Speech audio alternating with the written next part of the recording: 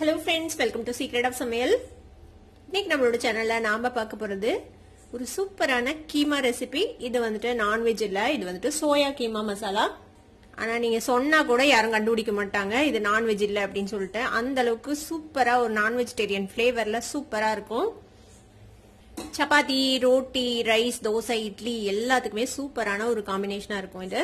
நீங்க என்னோட சேனலுக்கு இப்பதான் முதல் முறையா வரீங்கன்னா வீடியோ கீழே இருக்க சப்ஸ்கிரைப் பட்டனை மறக்காம பிரஸ் பண்ணிக்கோங்க. பக்கத்துல இருக்க நோட்டிபிகேஷன் பெல்லையும் மறக்காம கிளிக் பண்ணிக்கோங்க. அப்பதான் ஃபியூச்சர் நோட்டிபிகேஷன்ஸ் உங்களுக்கு உடனே வந்து சேரும். சரி வாங்க வீடியோக்குள்ள போலாம். இந்த செம்ம டேஸ்டியான டெம்டிங்கான ஒரு சோயா கீமா மசாலா எப்படி செய்யலாம் அப்படின்னு பாக்கலாம். ஒரு 50 கிராம் அளவுக்கு மீல் மேக்கரை வந்துட்டு இந்த மாதிரி தண்ணியில ஒரு 5 நிமிஷம் போட்டு வேக வச்சுக்கோங்க. கொஞ்சமா உப்பு சேர்த்திருக்கிறேன், ஒரு அரை டீஸ்பூன் உப்பு சேர்த்து ஒரு 5 நிமிஷம் இந்த மாதிரி நல்லா வேக வச்சுக்கோங்க. இந்த மாதிரி நல்லா சாஃப்ட் ஆயிடணும். இதுல தண்ணியில வெந்து இந்த மாதிரி வேக வச்சுக்கோங்க. இப்ப இந்த தண்ணியை ட்ரெயின் பண்ணிட்டு நல்லா தண்ணியில வாஷ் பண்ணிட்டு நம்ம புளிஞ்சு எடுத்து வச்சுக்க போறோம். நம்ம வேக வச்சு எடுத்த இந்த சோயாவை வந்துட்டு நல்லா 2-3 தடவை தண்ணி விட்டு அலசிட்டு இந்த மாதிரி நல்லா புளிஞ்சு எடுத்து வச்சுக்கோங்க. இந்த மாதிரி நசுக்குனீங்கன்னா தண்ணி இருக்கக்கூடாது. இந்த மாதிரி நல்லா பிழிஞ்சு ட்ரையா எடுத்து வச்சுக்கோங்க. இப்ப இதை மிக்சி ஜாருக்கு மாத்தி இது கோர்ஸா நம்ம வந்துட்டு கொத்துக்கறி மாதிரி அரைச்சுக்க போறோம். கொஞ்சம் கோர்ஸா அரைச்சு எடுத்துக்கோங்க. இதை நான் அரைச்சிட்டு எடுத்துட்டு வந்துடுறேன். இந்த மாதிரி அரைச்சு எடுத்துக்கோங்க. ரொம்ப நைஸா பண்ணிடாம இந்த மாதிரி கொஞ்சம் கொத்துக்கறி மாதிரி இருக்கணும். ஒரு வடச்சட்டி அடுப்புல வச்சிருக்கேன். இதுக்கு வந்துட்டு கொஞ்சம் எண்ணெய் தாராளமா விட்டுக்கணும். ஒரு 2 டேபிள் ஸ்பூன் அளவுக்கு எண்ணெய் விட்டுக்கலாம். எண்ணெய் சூடாகட்டும். இதுக்கு தாளிக்கிறதுக்கு வந்துட்டு ஒரு பிரிஞ்சி இலை, ஒரு டீஸ்பூன் சீரகம், ஒரு வரமிளகாய் கிள்ளி வச்சிருக்கேன், 2 ஏலக்காய், 3 கிராம்பு, 2 துண்டு பட்டை, ஒரு ஸ்டார் அனீஸ் எடுத்து வச்சிருக்கேன். எண்ணெய் சூடாயிடுச்சு. இதுல நம்ம இந்த மசாலா பொருள்லாம் சேர்த்திக்கலாம். சீரகம் பொரிஞ்சிருச்சு. இப்ப வந்துட்டு ஒரு 2 வெங்காயத்தை இந்த மாதிரி நறுக்கி வச்சுட்ட பொடிப்பா இதை சேர்த்துக்கலாம். வெங்காயம் நல்லா நிறம் மாற வரைக்கும் வதக்கிக்கலாம். வெங்காயம் நல்லா வதங்கிச்சு பாருங்க, கோல்டன் கலர் ஆயிடுச்சு. இந்த ஸ்டேஜ்ல 1 டேபிள் ஸ்பூன் அளவுக்கு இஞ்சி பூண்டு விழுது சேர்த்துக்கலாம். இஞ்சி பூண்டு விழுதையும் நல்லா இதோட சேர்த்து வதக்கி விட்டுலாம். ஒரு 1 நிமிஷம் இதையும் நல்லா வதக்கி விட்டுக்கோங்க. இஞ்சி பூண்டு விழுதும் வதங்கிடுச்சு. இப்போ ஒரு 3 தக்காளியை இந்த மாதிரி நல்லா ஃபைனா சாப் பண்ணி வச்சுக்கிறேன், அதையும் சேர்த்திக்கலாம். இந்த தக்காளி கொஞ்சம் நிறைய சேர்த்திக்கோங்க. அப்பதான் வந்துட்டு உங்களுக்கு அந்த கிரேவி டெக்ஸ்சர் கிடைக்கும். இல்லை ரொம்ப ட்ரையா இருக்கும் உங்களுக்கு சோயா வந்துட்டு எப்போதுமே. ஆனா இன்னைக்கு 3 பெரிய தக்காளி சேர்த்திருக்கிறேன். இல்லைன்னா நீங்க ஒரு 2 பெரிய தக்காளி பிளஸ் கொஞ்சமா தயிர் சேர்த்திக்கலாம். அதுக்கு பதிலாக ஒரு 4 டேபிள் ஸ்பூன் தயிர் சேர்த்திக்கலாம்.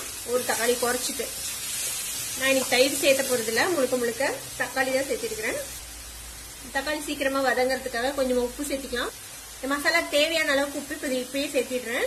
எல்லாத்தையும் நல்லா வதக்கி விட்டுறலாம். இப்ப இந்த தக்காளி நல்லா பச்சை வாசனை போக நல்லா வதங்கணும், எண்ணெய் பிரியணும், அது வரைக்கும் நல்லா வதக்கிக்கலாம். இந்த தக்காளியோடவே நம்ம ஒரு அரை கப் அளவுக்கு பச்சை பட்டாணி, இது வந்து ஃப்ரெஷ் பச்சை பட்டாணி, அதையும் சேர்த்துறேன். உங்ககிட்ட ஃப்ரோசன் பீஸ் இருந்துச்சுன்னா நீங்க அது கூட சேர்த்தலாம். அதை சேர்த்துறீங்கன்னா நீங்க லேட்டா சேர்த்துனா போதும். இது வந்துட்டு பச்சை ஃப்ரெஷ்ஷா இருக்குது, அதனால வேகிறதுக்காக நான் தக்காளியோடவே சேர்த்திட்டேன். இந்த தக்காளி இந்த பச்சை பட்டாணி எல்லாம் வதங்கட்டும். அதுக்காக நம்ம கொஞ்சம் நேரம் மூடி வைக்கலாம். ஒரு 5 நிமிஷம் லோ ஃபிளேம்ல வச்சு இப்படியே மூடி வச்சிருங்க, அது வதங்கட்டும். இப்போ ஒரு 4-5 நிமிஷம் வச்சு நம்ம ஓபன் பண்ணி பார்க்கலாம். பாருங்க நல்லா எண்ணெய் பிரிஞ்சிச்சு, தக்காளி ஓரளவுக்கு நல்லா வதங்கிடுச்சு, பச்சை வாசனை போயிடுச்சுக்கோ. இப்ப இதுல நம்ம மசாலாஸ் எல்லாம் ஆட் பண்ணிடலாம். 1/4 டீஸ்பூன் மஞ்சள் தூள் சேர்த்திக்கோங்க. மல்லித்தூள் ஒரு 2 டீஸ்பூன் சேர்த்திக்கலாம். அரை டீஸ்பூன் பெப்பர், மிளகாய் தூள் ஒரு 1 டீஸ்பூன் சேர்த்திக்கலாம். இந்த மசாலா பொடி எல்லாத்தையும் இதோட சேர்த்து நல்லா மிக்ஸ் பண்ணி விட்டுருங்க.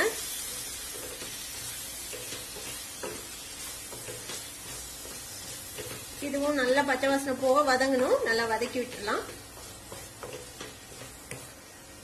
இது கூட நான் கொஞ்சமா தண்ணி சுட வச்சு வச்சிருக்கேன், கொதிக்க வச்சு வச்சிருக்கேன். இந்த தண்ணி கொஞ்சமா சேர்த்திக்கோங்க. ஒரு 1/4 கப் அளவுக்கு தண்ணி சேர்த்துக்கலாம். மறுபடியும் நம்ம சோயா சேர்த்ததுக்கு அப்புறம் தண்ணி சேர்த்திக்கலாம். நல்லா மிக்ஸ் பண்ணி விட்டு திருப்பவும் மூடி போட்டு ஒரு 2 நிமிஷம் பச்சை வாசனை போகட்டும், அது வரைக்கும் வதக்க விடலாம். இப்போ 2 நிமிஷம் நம்ம வந்துட்டு வதக்கிருக்கோம். ஓபன் பண்ணி பார்க்கலாம். பாத்தீங்கன்னா தெரியும், எண்ணெய் பிரிஞ்சிச்சு பாருங்க. மசாலாவும் நல்லா பச்சை வாசனை போயிடுச்சு. நல்ல ஒரு கிரேவி மாதிரி ஒரு கன்சிஸ்டன்சில இருக்குது பாருங்க. இப்ப இது கூடவே நாம மிக்சியில கிரைண்ட் பண்ணி வச்சிருக்கிறோம்ல, மின்ஸ் பண்ணி வச்சிருக்கோம்ல இந்த சோயா, இதை வந்துட்டு சேர்த்திடலாம். இப்ப நம்ம சோயா சேர்த்தியாச்சு. இதையும் சேர்த்தி நல்லா மிக்ஸ் பண்ணி விடுங்க இந்த மசாலாவோட சேர்த்தி.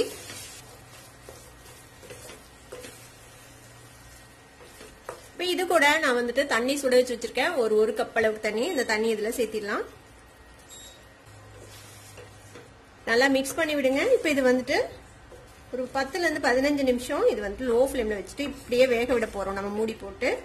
அப்பதான் வந்து இந்த சோயாலேயே இந்த மசாலா எல்லாம் ஏறி நல்லா இருக்கும். இல்லைன்னா அந்த சோயாவோட ஸ்மெல் ஒரு மாதிரி பச்சை வாசனை அடிக்கும்ல, அந்த மாதிரி ஸ்மெல் வரும் அதுல. அதனால இந்த ஸ்டெப்பை கண்டிப்பா கரெக்டா ஃபாலோ பண்ணிக்கோங்க. இந்த அளவுக்கு தண்ணி விட்டு நல்லா ஒரு 10-15 நிமிஷம் நம்ம இதை வேக விட போறோம். நமக்கு தேவையான அளவுக்கு உப்பு ஆல்ரெடி போட்டுட்டோம். அதனால இப்ப உப்பு செக் பண்ணிக்கோங்க, தேவைப்பட்டா சேர்த்திக்கோங்க. இப்ப மூடி போட்டு இதை வந்துட்டு இப்படியே லோ ஃப்ளேம்ல வச்சு ஒரு 10ல இருந்து 15 நிமிஷம் வேக விட போறோம். இடையில இடையில கிளறி விட்டுக்கோங்க, இல்ல கீழே பிடிச்சதுக்கு வாய்ப்பு இருக்கு. இப்போ ஒரு 15 நிமிஷமா இது வந்து அப்படியே லோ ஃப்ளேம்ல வெந்துட்டு இருக்கு. நம்ம ஓபன் பண்ணி பார்ப்போம். பாருங்க, தண்ணி எல்லாமே அப்சர்வ் ஆகி நம்மளோட சோயா கீமா சூப்பரா ஒன்னு சேர்ந்து வந்திருக்கு. இப்ப இதுல ஒரு 2 பச்சை மிளகாவை இந்த மாதிரி ரெண்டா நறுக்கி வச்சிருக்கேன் நீளமா. அதே மாதிரி கொஞ்சமா இஞ்சி இந்த மாதிரி நீளமா சன்னமா நறுக்கி வச்சிருக்கேன். இதுல சேர்த்திடலாம். இது கூட ஒரு 1/2 டீஸ்பூன் அளவுக்கு கரம் மசாலா பொடி, கொஞ்சமா சாப் பண்ண கொத்தமல்லி தழை, 1 டீஸ்பூன் நிறைய நெய். இந்த நெய் வந்து ஆப்ஷனல், சேர்த்துனீங்கன்னா ஃபிளேவர் சூப்பரா இருக்கும். உங்களுக்கு நெய் பிடிக்கும்னா நீங்க சேர்த்திக்கோங்க. இது எல்லாத்தையும் ஒரு மிக்ஸ் பண்ணி திருப்பியும் மூடி போட்டு இன்னொரு 2 நிமிஷம் இது வந்துட்டு நம்ம விட போறோம். திருப்பியும் மூடி போட்டு ஒரு 2 நிமிஷம் இது இப்படியே வேக விடலாம்.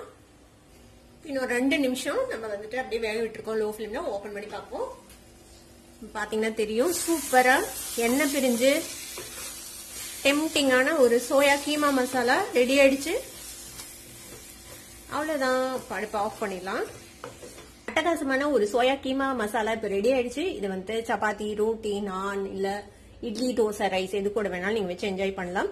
கண்டிப்பா ட்ரை பண்ணி பாருங்க. ட்ரை பண்ணி பார்த்துட்டு எப்படி இருந்தது அப்படின்னு கமெண்ட்ஸ் ஃபீட்பேக் கொடுங்க. வீடியோ உங்களுக்கு பிடிச்சிருந்தா சப்ஸ்கிரைப் பண்ணுங்க, பக்கத்துல இருக்க பெல் ஐகானை கிளிக் பண்ணுங்க. அப்பதான் ஃபியூச்சர் நோட்டிபிகேஷன்ஸ் உங்களுக்கு உடனே வந்து சேரும். லைக் பண்ணுங்க, ஷேர் பண்ணுங்க. தேங்க்யூ ஃபார் வாட்சிங் வீடியோ வியூவர்ஸ். Bye by.